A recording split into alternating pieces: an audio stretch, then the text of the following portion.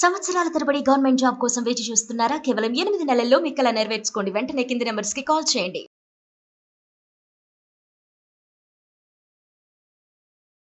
నమస్తే డాక్టర్ గారు. నమస్తే జయ. సాధారణంగా జీవితాన్ని మనం ఒకలాగా అనుకుంటాం. అవును. భగవంతుడు ఒకలాగా నిర్ణయిస్తాడు పైనున్నవాడు. సరే. మనం అనుకున్న దానికే జరగాలి, ఇలాగే జరుగుతుంది అని ఫిక్స్ అయిపోతుంది దానికి. కానీ విధి రాత నుంచి ఎవరిని తప్పించుకోలేమంటారు కదా. ఎన్ని టర్న్స్ అవుతుందో ఆయన చేతుల్లోనే ఉంటుందేమో అనిపిస్తుంది నాకే. అలాంటి ఒక డిఫరెంట్ టర్న్స్ తీసుకున్న ఒక అమ్మాయి స్టోరీ అండి ఇది. పేరు పల్లవి. మెయిల్ చేశారు మనకి, తన నెంబర్ కూడా ఇచ్చారు. అసలు ఆవిడ మాటల్లోనే వినండి, మీరు పూర్తిగా క్లియర్ గా అర్థమవుతుందండి. ఒకసారి కాల్ చేయమంటారా? రైట్. ఎక్కడి నుంచి అమ్మా అమ్మాయి? విజయవాడ అండి. విజయవాడ నుంచి తను మెయిల్ చేసింది మనకి.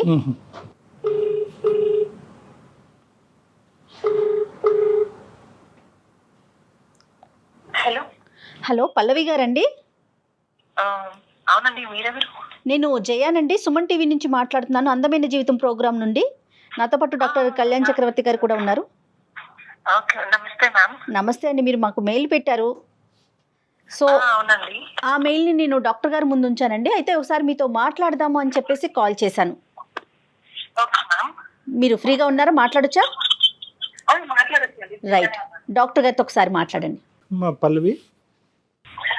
నమస్తే సార్. నమస్తే అమ్మా, చెప్పండి అమ్మా, ఏంటి సమస్య ఏంటి చెప్పమ్మా. నీ వయసు ఎంతమ్మా?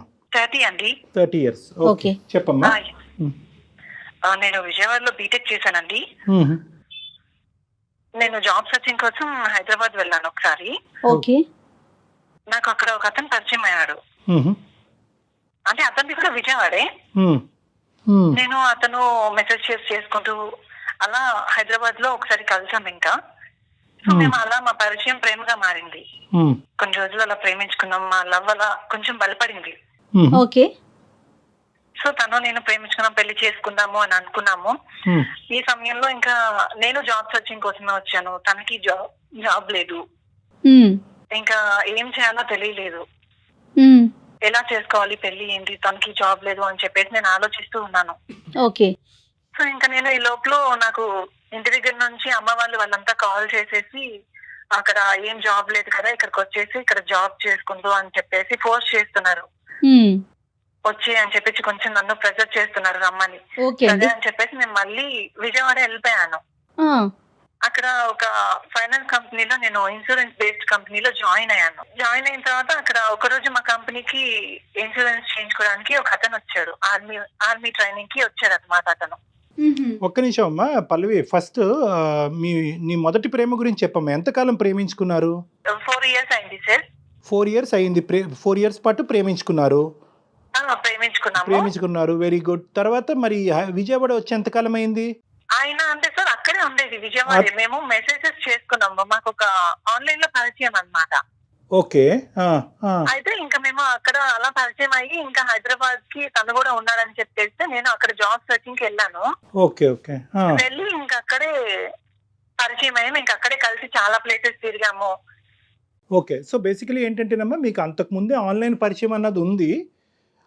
ఆ పరిచయం కాస్త డైరెక్ట్ గా కలవటం అన్నది హైదరాబాద్ జాబ్ సర్చ్ గురించి వచ్చినప్పుడు ఇద్దరికి డైరెక్ట్ గా కలిగి జరిగింది. డైరెక్ట్ గా మీట్ అయ్యి మేము చాలా అక్కడ మా బాండింగ్ ఇంకా పెరిగింది సార్.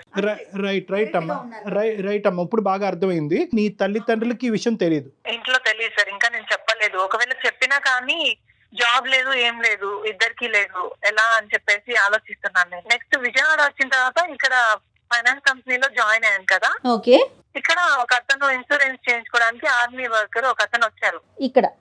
అయితే తను చూసాను, తను నాతో బాగా మాట్లాడుతున్నాడు, తను మాట్లాడే విధానం చాలా ఫ్రెండ్లీగా మాట్లాడుతున్నాడు అని చెప్పేసి నేను కూడా కొంచెం క్లోజ్ అయ్యాను. అప్పటికి నేను ఈ హైదరాబాద్ అతనితో లవ్ లోనే ఉన్నాను. అయితే ఇంకా ఇతను కొంచెం అట్రాక్టింగ్ గా, నేను కొంచెం ఎడిట్ అయ్యాను దీనికి. ఏంటన్నా కాదు, ఇవన్నీ ఏంటి? క్లోజ్ అవటం, ఎడిక్ట్ అవటం, అట్రాక్ట్ అవటం ఏంటి అంటే? దీన్ని కూడా ప్రేమ అంటారా? మరి 4 సంవత్సరాలు బట్టి నడిచింది ప్రేమే, ఇది కూడా ప్రేమ అంటారా? ఇది అట్రాక్షన్? ఇది లవ్ కాదు సార్, జస్ట్ నేను ఫ్రెండ్లీగా మూవ్ అయ్యాను అంతే. ఫ్రెండ్లీగా మూవ్ అయ్యా. ఓకే. Just friend. మా మధ్య ఇంకెటువంటి ఇవి లేవు. ఓకే. యాజ్ యూ సే, మీ ఇద్దరు ఫ్రెండ్స్ అంతే. ఒక 2 నెలల పాటు పరిచయమైన ఒక ఫ్రెండ్షిప్. ఇంకా ఈ లోపల ఇతను కాఫీ తాగుదాము అని చెప్పేసి బయటకు వెళ్దాం అలా సరదాగా అంటే నేను వచ్చాను. తన బండికి ఆఫీస్ లో లీవ్ అడిగేసి నేను వచ్చాను అనమాట. కాదమ్మా పల్లవి, మరి ఇవన్నీ కూడా హైదరాబాద్ లో ఉన్న నీ 4 years పాటు లవర్ కి తెలుసా? ఆ అబ్బాయికి తెలుసా? లేదు సార్, అతనికి ఇంకా నేను చెప్పలేదు సార్ ఈ విషయం. అప్పటికి చెప్పలేదు. ఎందుకు చెప్పలేదు? 4 సంవత్సరాల పాటు ప్రతి అంశం డిస్కస్ చేసుకునే మీరు నాకు వేరే ఫ్రెండ్ దొరికాడు అని చెప్పే మాట అతను అపార్థం చేసుకుంటాడు అని చెప్పలేదా? ఒక అబ్బాయితో ఇంకొక అబ్బాయితో నేను మాట్లాడుతున్నాను అంటే ఎవరైనా లవర్ అపార్థం చేసుకుంటారు కదండి. మరి ఇటువైపు ఇష్యూ వస్తుందేమో, ప్రాబ్లం ఫేస్ చేస్తానేమో అని అనుకోలేదంటారా పల్లవి మీరు? లేదు మ్యామ్, అలాంటిది అయితే మేము అనుకోలేదు. జస్ట్ ఫ్రెండ్ అంటే ఫ్రెండ్, ఇంకంతే అనుకున్నాను నేను. సరేనమ్మా, మొత్తానికైతే దాచిపెట్టారు. Right, next దాచిపెట్టారు. దానికి ఇదైతే కారణం నేను అతని దగ్గర దాచిపెట్టాను. రైట్. ఓకే. ఇంకా తర్వాత మేము బయటకు వెళ్దామని చెప్పేసి నేను ఇలా అడిగితే ఆఫీస్ లో నేను పర్మిషన్ తీసుకొని ఇంకా తన బండికి అలా మంగళగిరిలో అనకాల స్వామి టెంపుల్ ఉంటుంది కదండి, అవును, సరదాగా అలా వెళ్ళి వద్దామని చెప్పేసి అనుకున్నాం. ఇంకా అలా బయలుదేరి మేము బండెక్కి తన బండెక్కి వెళ్తూ ఉన్నాను. ఈ లోపల మంగళగిరిలో ఒక అనుకోకుండా లారీ వచ్చేసి మా ఇద్దరి బండి డాష్ ఇచ్చేసింది. పెద్ద యాక్సిడెంట్ జరిగింది. ఓకే. అక్కడ వాళ్ళంతా ఇంకా నేను చచ్చిపోయింది అనుకున్నారు. అసలు నాలో చలనం లేదు. ఫస్ట్ కోమాలోకి వెళ్ళావమ్మా? స్పృహలో లేవా? స్పృహలో లేను. ఓకే. పెద్ద గాయమైంది, మొహం అంతా ఇదైపోయింది, బ్లడ్ దెబ్బలు తగిలిపోయి ఇంకా అసలు స్పృహలో అక్కడ వాళ్ళు ఇంకా వెంటనే హాస్పిటల్ కి తీసుకెళ్లి అక్కడ హాస్పిటల్లో జాయిన్ చేశారు దగ్గరలో. ఓకే. అబ్బాయికి ఎలా ఉంది? అతనికి ఎలా తగిలినాయి? అబ్బాయికి దెబ్బలు తగిలాయి మ్యామ్. అతను నార్మల్ గానే ఉన్నారు దెబ్బలు తగిలి. నేను మాత్రం స్పృహలో లేను అసలు. వెంటనే మా ఫ్యామిలీ వాళ్ళ ఫ్యామిలీ ఇద్దరు ఫ్యామిలీస్ హాస్పిటల్ కి వచ్చేసారు. అతనికి బాగా వార్నింగ్ ఇచ్చేసారు. మా అమ్మాయిని ఎందుకు తీసుకొచ్చావు, ఈ స్థితికి ఎందుకు తీసుకొచ్చావు, చంపేద్దాం అనుకున్నావా, ఏమనుకున్నావు అని చెప్పేసి ఇతనికి వార్నింగ్ ఇచ్చారు బాగా. మా అక్క అటెంప్ట్ మర్డర్ కేసు పెడతాను అని చెప్పేసి ఇతనికి ఫుల్ గా వార్నింగ్ ఇచ్చింది. ఇతనేమో లేదండి మేమిద్దరం 2 months గా పరిచయం అయ్యాం, మేము ఫ్రెండ్స్ అండి, కాఫీ తాగుదామని మేము బయటకు వచ్చాము అని చెప్పేసి తిని చెప్తూ ఉన్నాడు. అంటే తనని మాయ చేసావా నువ్వు, ఏమనుకుంటున్నావు, నా చెల్లి ఎవరితో తిరగదు, తను ఎప్పుడు ఒకరితో తిరగడం నేను చూడలేదు అని చెప్పేసి మా అక్క కేసు పెడతాను అని చెప్పేసి తనని బెదిరించేశాడు. తర్వాత ఏం జరిగిందండి? ఇంకా తర్వాత ఇతను కావాలంటే నేను మీ చెల్లిని పెళ్లి చేసుకుంటానండి అని చెప్పేసి తినన్నాడు. పెళ్లి చేసుకుంటాను అంటే ఇంకా పెళ్లి చేసుకునేది ఏంటి, అసలు అది బతుకుతుందో చస్తుందో కూడా తెలీదు, నువ్వు ఎలా పెళ్లి చేసుకుంటా అన్నావు, అసలు ఈ స్థితికి ఎందుకు తీసుకొచ్చావు నువ్వు, నీ మీద కేసు పెడతానని మళ్ళీ అన్నాడు. ఇంకా అనేసరికి తను భయపడిపోయాడు. తన గవర్నమెంట్ జాబ్ కదండి, ఆర్మీ వర్కర్స్, ఇంకా అందుకని చెప్పి దానికి భయం వేసేసింది తనకి. మా పేరెంట్స్ వీళ్ళంతా వాళ్ళతో మాట్లాడి పెళ్లికి ఒప్పించారు. ఇంకా ఎలాగో తన వల్లే జరిగింది అని చెప్పేసి తను జాలితో ఇంకా పెళ్లి చేసుకుంటాను, తన జాబ్ ఎక్కడ పోతుంది అని పెళ్లికి ఒప్పుకున్నాడు. కాదమ్మా, నువ్వు పల్లవి ఒక్క నిమిషం అమ్మా, ఇక్కడ కొద్దిగా మనకు క్లారిటీ కావాలి. చెప్పండి సార్. నీకు పూర్తి స్థాయిలో తెలివి వచ్చిన తర్వాత ఈ డిస్కషన్స్ నీ కళ్ళెదురుగుంటా జరిగినాయా, లేదంటే నువ్వు ఇంకా కోలుకోక ముందే ఈ డిస్కషన్ జరిగి వాళ్ళు ఒక కన్ఫర్మేషన్కి వచ్చేసారా? అంటే నేను ఇంకా స్పృహలోకి రాలేదు సార్. రాకపోతే ఇంకా తర్వాత నేను స్పృహలోకి వచ్చిన తర్వాత నాకు ఈ మ్యారేజ్ ఇవన్నీ తెలిసింది. వచ్చి అక్క వాళ్ళు ఇలా నాకు చెప్పారు ఈ విషయం, ఇట్లా పెళ్లి గురించి మాట్లాడాము, ఇట్లా పెళ్లి చేసుకోవాలి నువ్వు అతన్ని అని చెప్పేసి నాకు ఈ విషయం అంతా వాళ్ళు చెప్పారు. ఓకే. అప్పుడు నీ రియాక్షన్? నన్ను అడగకుండా ఈ డెసిషన్స్ తీసేసుకున్నారు వాళ్ళే. ఓకే, మీ రియాక్షన్ ఏంటి? నేను ఇంకా టెన్షన్, నేను లవ్ చేసిన అతను ఉన్నాడు హైదరాబాద్ లో, అతనికి తెలిస్తే ఏంటి ప్రాబ్లం, అసలు తను వచ్చేస్తాడు ఇంటికి వచ్చేస్తాడు అనే టెన్షన్ తో ఫీల్ అవుతున్నాను నేను. టెన్షన్ పడ్డారా, భయపడ్డారా? అతన్ని మిస్ అవుతున్నానన్న ఆలోచన అనిపించలేదా పల్లవి మీకు? అనిపించింది మ్యామ్. అంటే ఇంకా ఆ సమయంలో నాకు ఏం చేయాలో అర్థం కాలేదు, నాలో నేనే బాధపడుతూ ఉన్నాను. అమ్మా ఇక్కడ పల్లవి ఒక్క నిమిషం అమ్మా. ఇక్కడ ఏంటంటే ఈ అబ్బాయి నీ పరిస్థితికి జాలిపడి అతను చేసినటువంటి తప్పుకి ఒక పరిష్కారం గురించి ఆలోచిస్తూ నిన్ను పెళ్లి చేసుకుంటాను అన్నాడు. అంటే ఒక దయాగుణంతో ఒక జాలిపడి చేసుకుంటా అన్నాడు కదా. సో నీ దయాదాక్షిణ్యాలు నాకు అక్కర్లేదు, నన్ను ప్రేమించిన వాడు ఒక 4 సంవత్సరాలు బట్టి నా గురించి వెయిట్ చేస్తున్నాడు, వాడు లేకుండా నేను బతకలేను, నేను లేకుండా అతను ఉండలేడు అనే ఒక మాట చెప్పడానికి నీకెందుకు ధైర్యం సరిపోలేదు అన్నది నా ప్రశ్న. అంటే సార్ నేను ఇంకా చెప్పలేదు సార్, ఇంట్లో కూడా ఈ విషయం నేను చెప్పలేదు. అసలు నన్ను అడగకుండా వీళ్ళు అంతా ఒక 14 days లో మ్యారేజ్ అని చెప్పేసి అరేంజ్ చేసేసుకున్నారు. 14 days లో పెళ్లి ఇదంతా అరేంజ్ చేసేసారు. నన్ను నా డెసిషన్ తీసుకోలేదు. నీకు ఆ, ఇష్టమా లేదా అని కూడా అంటే నన్ను అడగకుండా నన్ను రెడీ చేసేసారు ఒక్క మొత్తం. నిమిషం, మీ పేరెంట్స్ ఎందుకమ్మా కాంప్రమైజ్ అయ్యారు? ఏమైనా డ్యామేజ్ అయిందా నీకు? ఫేషియల్ డ్యామేజ్ కానీ బాడీలో ఏమైనా డ్యామేజ్ అయిందా? కాబట్టి నీకు ముందు పెళ్లి అవుదేమో అన్న భయంతో ఈ అబ్బాయి ముందుకు వచ్చేటప్పటికి ముందు నాకు పెళ్లి అంటే నా మొహం అంతా పచ్చి ఇదైపోయింది సార్. Right, right, చూడలేదు నేను మిర్రర్ లో చూసుకొని అసలు అసహ్యం అయిపోయింది సార్. అంత Right. ఇదిగా ఉంది నా ఫేస్. రైట్, ఇప్పుడు క్లారిటీ వచ్చిందమ్మా.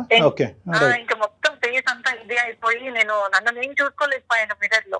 ఆల్రెడీ వేరే అబ్బాయితో బైక్ మీద వెళ్ళి ప్రాణాల మీద తీసుకొచ్చుకున్నావు. ఇప్పుడు ఏమో వచ్చి మీరు చెప్పిన దాన్ని బట్టి కొంతవరకు అందవికారంగా మారారు. సో ఇన్ని షాకులు తిన్న పేరెంట్స్ కి నాకు ఇంకో ప్రేమికుడు హైదరాబాద్ లో నా గురించి వెయిట్ చేస్తున్నాడు అని చెప్పడానికి భయపడ్డారా, సంకోచించారా?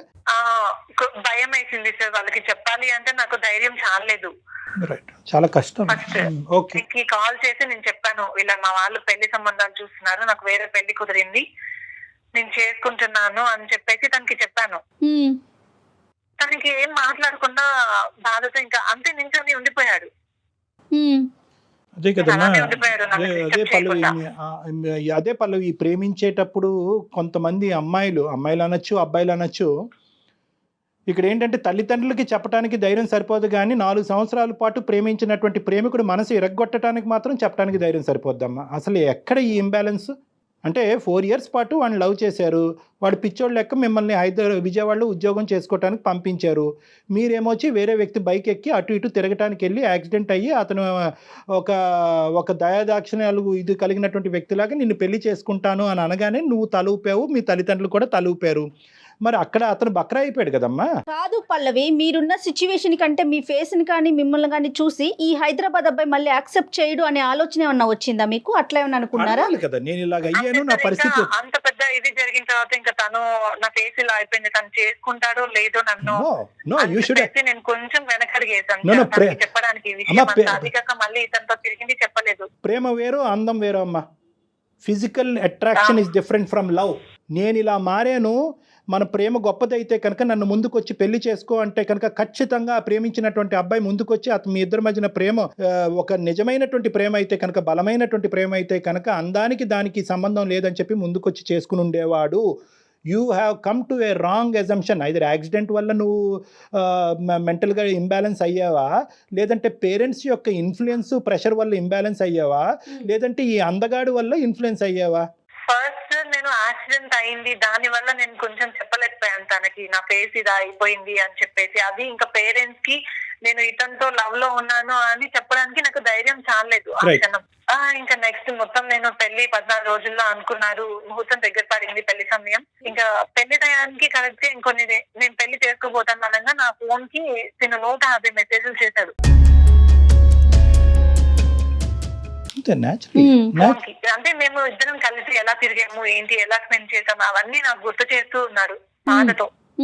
నేను ఆ రోజు దీంతో కాఫీకి వెళ్ళి నేను అసలు ఆ విషయం చెప్పకుండా తప్పు చేశాను సరే దానికి.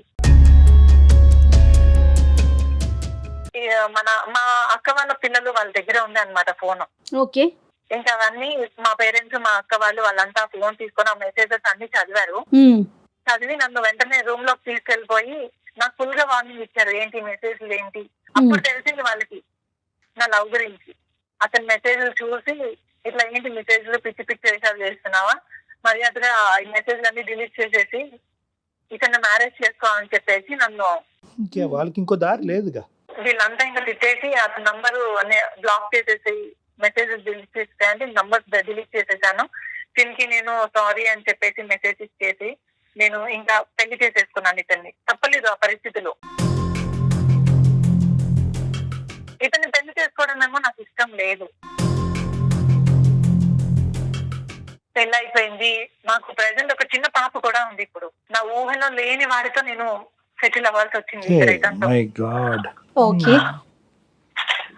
ఆ రోజు నేను కాఫీకి వెళ్ళకుండా ఉన్నా బాగుండేది. కాఫీలో ప్రాబ్లం లేదమ్మా, నీ బ్రెయిన్ లో ప్రాబ్లం ఉంది. రైట్. నెక్స్ట్ ఇప్పుడు అసలు మీరు ఎందుకు మాకు మెయిల్ చేశారు? ఇతనితో అడ్జస్ట్ అవ్వలేకపోతున్నాను, ఇతనితో నేను కాంప్రమైజ్ అవ్వలేకపోతున్నాను. ఇప్పుడు పదే నాకు అతనే గుర్తు వస్తున్నాడండి. నేను ప్రేమించినట్టునే నాకు గుర్తొస్తున్నాడు. అతనితోనే జీవితం పంచుకున్నాము అని తనకి ఎన్నో ఆశలు రేపాను నేను. పెళ్లి చేసుకుందాం అనుకున్నాము. కానీ నా ఊహలో లేని వాడితో నేను సెటిల్ అవ్వాల్సి వచ్చింది. అంటే ఇప్పుడు నువ్వు నడిచేటటువంటి ఈ జీవితంలో ఏమైనా ప్రాబ్లం ఉందమ్మా? ఈ వ్యక్తితో ఏమైనా సమస్య ఉండటం వల్ల ఆ వ్యక్తి ఉంటే బాగుండు అని అనిపిస్తుందా, లేదంటే ఇక్కడ కూడా బాగానే ఉంది కానీ అక్కడ ఉంటే ఇంకా బాగుంటుంది అని అనిపిస్తుంది? చేసుకున్నారు సార్, నా మీద ఇష్టంతో కాదు. అదే ఓకే, నువ్వు ఇష్టంతో చేసుకోలేదు, అతను ఇష్టంలో చేసుకోలేదు, మరి ఎందుకు చేసుకున్నారు అన్నది మాకు అర్థం కావట్లేదు. మరి ఎందుకు చేసుకున్నారు మరి మీరు? ఇప్పుడు అప్పుడు ఇప్పినటువంటి మాట ఇప్పుడు విప్పుతున్నావు కదా, ఇప్పుడు ఎంత సఫరింగ్? ఆ అబ్బాయి పరిస్థితి ఏంటి? నీ అమర ప్రేమికుడు పరిస్థితి ఏంటి? అతను నా కోసం ఇంకా పెళ్లి చేసుకోకుండా అంతే ఉండిపోయాడు. సరిపోయింది. కాదు కళ్యాణ్ గారు, ఇప్పుడు తను కాంప్రమైజ్ చేసేసుకుంది కదా, పేరెంట్స్ కి చెప్పలేదు, అటు అతనికి చెప్పలేదు. ఏ పల్లవి, ఆ రోజుకి ఇంకా నేను కరెక్ట్ డెసిషన్ తీసుకొని ఉంటే ఈ రోజు నా లైఫ్ ఇలా ఉండేది కాదు. చాలా హ్యాపీగా నేను అతనితోనే ఉండేవాడిని. No too little too late అని ఒక సామెత ఉంది. అంటే నువ్వు నీ లోపల ఆలోచన అనేటటువంటిది రావడానికి బాగా లేట్ అయిపోయింది. నువ్వు జీవితంలో చాలా ముందుకు వెళ్ళిపోయావు, ఒక పెళ్లిలో ముందుకెళ్ళావు, నీకు ఒక బిడ్డ ఉంది. సో ఇప్పుడు రెట్రోస్పెక్టివ్గా గిల్ట్ ఫ్యాక్టర్ని తెచ్చుకుని నా జీవితం అతనితో ఉంటే, ఇక నీ మాటల్లో ఏంటంటే నా జీవితం అతనితో ఉంటే బాగుండు అనే మాట వస్తుంది, కానీ ఆ ప్రేమికుడి యొక్క జీవితం ఎలా ఉంది అనే మాట ఇక్కడ రావట్లే. అతను కూడా నా గురించి పెళ్లి చేసుకోకుండా ఉన్నాడు అంటే కనుక అతని మానసిక పరిస్థితి ఎలా ఉంది? పిచ్చోడయ్యాడా, తాగుబోతయ్యాడా, ఎలా ఉన్నాడు, రోడ్డు మీద పడ్డాడు అన్నది అది వేరే సబ్జెక్ట్. ఎదురు చూస్తూ తను డ్రింకర్ అయ్యాడు సార్, అయిపోయాడు. ఓకే రైట్, తాగుతూనే ఉన్నాడు తను. నా వల్ల తన లైఫ్ అంతా ఇదైపోయింది. అందరు లైఫ్ అయిపోయింది. మీ హస్బెండ్ హ్యాపీ అమ్మా? పల్లవి మీ ఆయన నీతో హ్యాపీయేనా? తిను హ్యాపీ అంటే నార్మల్ గానే ఉంటాడు సార్. ఓకే, ఏమి ఇష్యూస్ అయితే మంచోడు కాదని నేను చెప్పను. మంచి వ్యక్తి. దీనికి government job, 50,000 salary. But salary important కాదు సార్ ఇక్కడ నా లైఫ్. హైదరాబాద్ నుంచి విజయవాడకు వచ్చేటప్పుడు ఆలోచించుకోవాలి పల్లవి.